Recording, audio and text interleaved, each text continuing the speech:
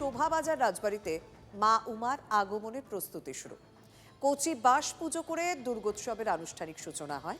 এই বিশেষ প্রথায় প্রায় 3 থেকে 4 ফুটের একটি নতুন বাঁশকে কাঠামো হিসেবে পুজো করা হয়, যা পরবর্তীতে তৈরি প্রতিমার মূল কাঠামোর ডান পায়ে যুক্ত থাকে।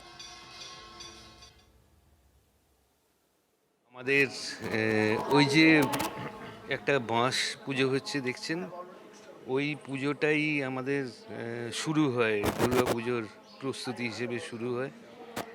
ওই বাঁশটি একটা নতুন বাঁশকে ওপরে 5.5 ফুট মতো বাঁশকে পুজো করা হয় এই উল্টো রথের দিন। রথে রশিতে টান পড়ে আর দুর্গা ঠাকুর আসে।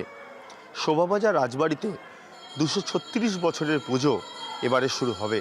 তার আগে উল্টো রথের দিনে যেমন রথ পুজো, তার পাশাপাশি কাঠামো পুজো শুরু হলো। এবারের কাঠামো পুজো অন্য ধরনের।